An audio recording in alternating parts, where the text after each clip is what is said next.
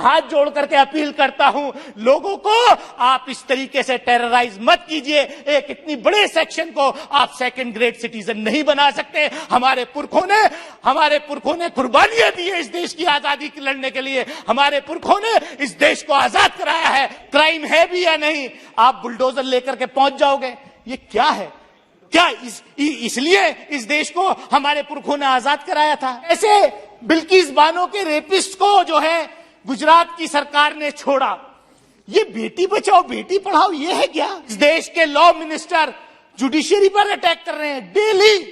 Daily का काम आप अखबार उठाकर देखिए। सुबह को मैं पढ़ता हूं तो केंद्रीय कानून मंत्री रोज जो है जुडिशरी को, सुप्रीम कोर्ट को धमकाते हुए नजर आते। ये किस तरफ आप देश ले जाना चाहते हैं?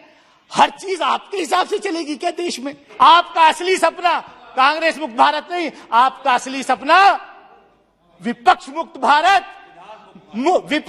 भारत और मुस्लिम मुक्त विधायिका। ये आपने अपने अंदर कर लिया है। लोगों का इतिहास कहीं नहीं था, आप सिर्फ इतिहास बदलने का काम कर रहे हैं। आप मुगल गार्ड का नाम बदलोगे, आप किसी बिल्डिंग का नाम बदलोगे, आप किसी सड़क का नाम बदलोगे, क्योंकि आपका अपना कोई इतिहास नहीं है। इसलिए आप दूसरों के इतिहास को भी बर्दाश्त नहीं करना चाहते। लेखा जोखा श्री नरेंद्र मोदी जी की सरकार का इस डॉक्यूमेंट में उसकी हाइलाइट्स थी। 2013 में सरकार आई सबका साथ सबका विकास के नाम से। 2019 में सबका साथ सबका विकास और सबका विश्वास बढ़ गया। सभापति महोदय, मैं जो यहां पर पॉइंट वाइज माननीय राष्ट्रपति जी का अभिभाषण है उसी पर अपने आप को केंद्रित रखना चाहूंगा। मैं सभापति महोदय, देखिए मैं अभी बोलना स्टार्ट भी नहीं किया, पहले से डिस्टर्ब करना शुरू कर देते हैं ये। सभापति महोदय, मैं इतना ही कहना चाहूंगा कि रोजगार की बात हुई थी 2014 में, 2 करोड़ रोजगार आप हर साल देंगे, लेकिन हालत क्या है कि 8.3% अनएम्प्लॉयमेंट रेट है। आज ऑक्सफैम की रिपोर्ट आई, क्या हालत है कि 1% देशवासियों के पास 40.5% से ज्यादा इस देश की वेल्थ है।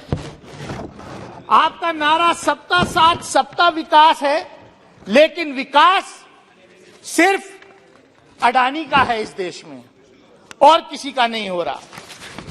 सभापति महोदय, बहुत सारी विकास की बात हुई, मैं तो सिर्फ इतना कहना चाहता हूं, किसानों की बात बहुत जोर शोर से हुई कि हमने किसानों को 11 करोड़ किसानों को जो है किसान सम्मान निधि से नवाज दिया।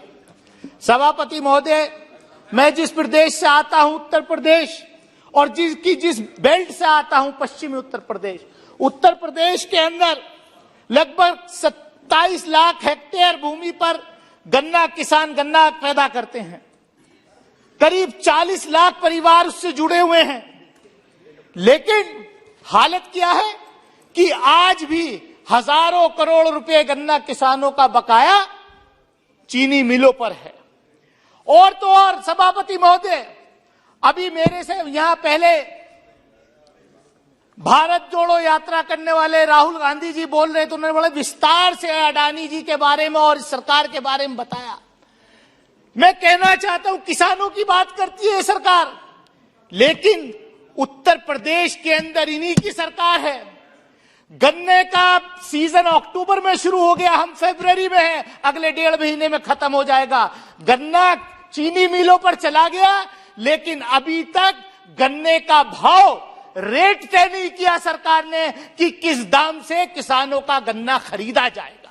ये किसानों की बात करते हैं। उत्तर प्रदेश सरकार ने अभी तक नोटिफाई नहीं किया है कि गन्ना किस भाव खरीदा जाएगा, और हजारों करोड़ रुपए चीनी मिलों पर बकाया है।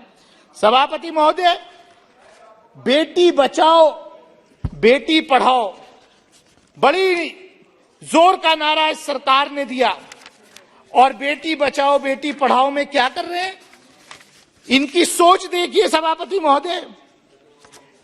हरियाणा से ये नारा शुरू हुआ था, मुझे अगर याद होगा, और वहां का एक तथाकथित गुरु जिसके चरणों में इनके नेता जाकर के उसका प्रवचन सुनते हैं, वो कन्विक्टेड रेपिस्ट, उसको बार बार हर तीसरे महीने पैरोल पर लाते हैं और उससे प्रचार करवाने का काम करते हैं। नो, मैं किसी का नाम नहीं लेना चाहता प्लीज। लेकिन मतलब इनका आप देखिए सभापति महोदय, इनका क्या क्या इनका आचरण है। आप बेटी बचाओ बेटी पढ़ाओ की बात करेंगे। सबने देखा कि गुजरात चुनाव से पहले कैसे बिल्किस बानो के रेपिस्ट को जो है गुजरात की सरकार ने छोड़ा। ये बेटी बचाओ बेटी पढ़ाओ ये है क्या? आप करना क्या चाहते हैं? और सभापति महोदय, हम जिस तरीके का आचरण, जिस तरीके का इन्होंने पिछले 9 साल का लेखा जोखा यहां हमें दिया। सर, आप कह रहे हैं कि माननीय प्रधानमंत्री जब 2014 में आए थे तो कह रहे थे कि मैं देखना चाहता हूं, खासतौर से मुस्लिम कम्युनिटी को एड्रेस करते हुए कहा, एक हाथ में कुरान होना चाहिए और दूसरे हाथ में कंप्यूटर होना चाहिए। लेकिन कर क्या रहे हैं आप कि जो बेटियां स्कूल में पढ़ने जाती हैं, मदरसे में पढ़ने जाती हैं, उनकी स्कॉलरशिप भी, प्री मैट्रिक स्कॉलरशिप आपने खत्म कर दी। जो पीएचडी एमफिल करना चाहते हैं, मौलाना आजाद नेशनल फेलोशिप आपने खत्म कर दी। देश के 90 जिलों में संचालित मदरसा आधुनिकीकरण योजना के लिए इस जो अभी बजट आया उसमें मात्र 10 करोड़ जो का प्रावधान किया, जबकि देश भर के इन अध्यापकों के 5.5 साल का केंद्र अंश सरकार पर शेष है जो लगभग 500 करोड़ रुपए है। इस तरीके से आप जो है बेटी बचाओ बेटी पढ़ाओ चलाएंगे।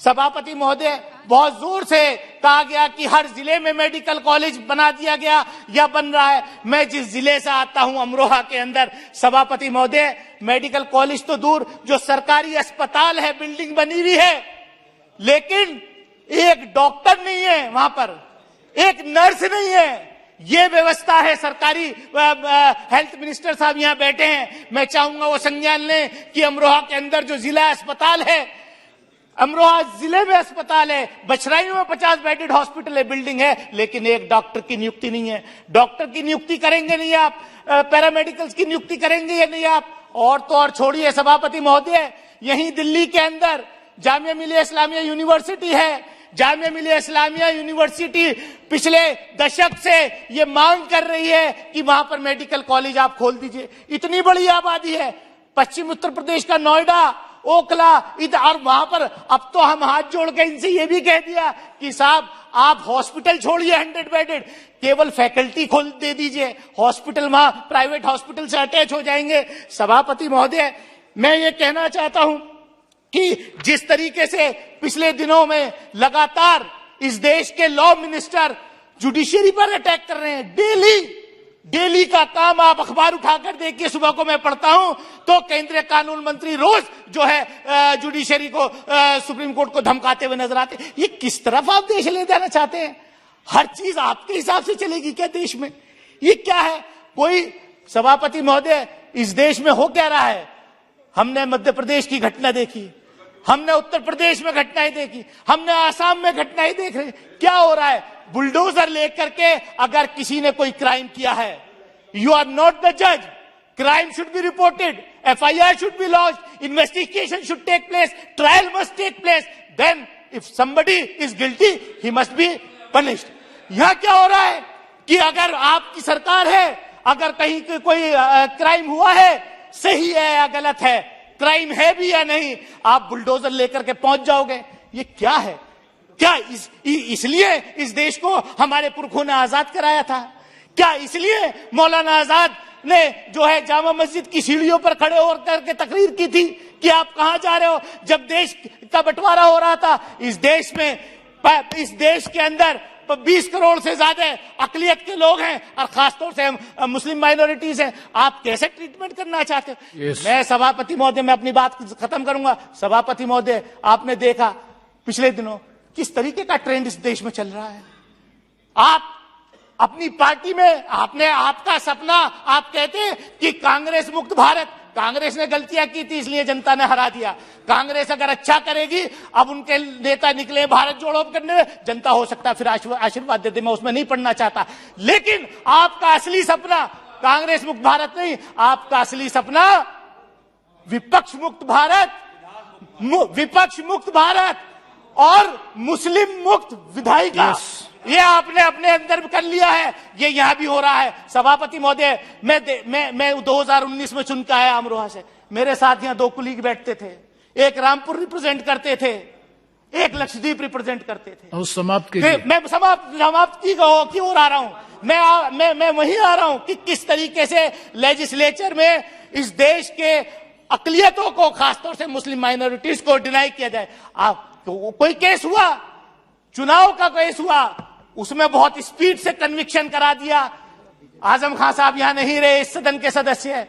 लक्षद्वीप के फैजल साहब थे, उनका कोई केस चल रहा था, उसमें कन्विक्शन हो गया, आप वो सदस्य नहीं रहे। और सबसे गंभीर बात जो मैं कहने जा रहा हूं, आज ही जिस तरीके से कानून मंत्रालय कोर्ट को धमका रहा है और जिस तरीके से जुडिशरी में आज मद्रास हाई कोर्ट में कोई शपथ हुई, अगर इस तरीके के जजेस का रिकमेंडेशन होगा, इस तरीके के जो हेट स्पीच करने वाले वो क्या न्याय देंगे? सभापति महोदय, I am concluding in 30 seconds. Don't make any comments against the judiciary. It is not fair. That will be looked into. I am not taking. Cannot be. Sir, I am not taking any name. I am just saying कि अगर इस तरीके के लोग होंगे तो क्या न्याय की उम्मीद करेंगे? और मैं आपके माध्यम से सिर्फ इतना कहना चाहता हूं, हम दिल्ली के अंदर खड़े हैं, बोलने हैं, यहां पर देश की राजधानी में ये संसद भवन है और यहां से 2 किलोमीटर दूर रोज हेट स्पीचेस होती हैं। रोज जो है इस देश में के अकलियतों को काट दो, इस देश के उनको मार दो, ये हो क्या रहा है? अभी 2 दिन पहले एक तथाकथित साधु ने, मैं साधु नहीं कहूंगा क्योंकि साधु जो होता है वो तो बहुत ही दयालु होता है, साधु नहीं कहूंगा, तथाकथित साधु, सो कॉल्ड साधु जो है वो सरेआम कह रहा है कि मैं 83 साल का हूं, मैंने 80 मर्डर किए हैं। लेकिन आपने, दिल्ली पुलिस ने आज तक कोई अरेस्टिंग नहीं की, उल्टा जो मीडिया उसको दिखाने की कोशिश कर रहा है उसको नोटिस भेज दिया आपने। आप करना क्या चाहते हैं?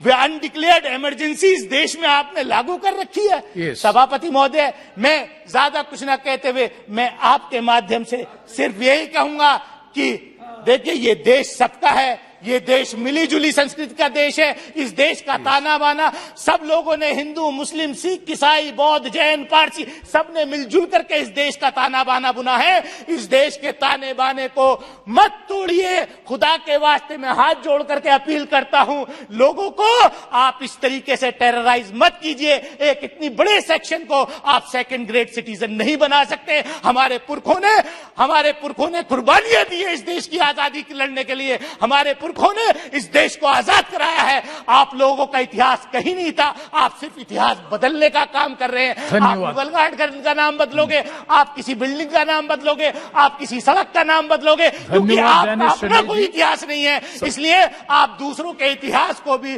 बर्दाश्त नहीं करना चाहते। मैं इन्हीं शब्दों के साथ एक बार फिर महामहिम राष्ट्रपति जी का मैं धन्यवाद अदा करता हूं कि उन्होंने हमको संबोधित किया। बहुत बहुत शुक्रिया सभापति महोदय। धन्यवाद।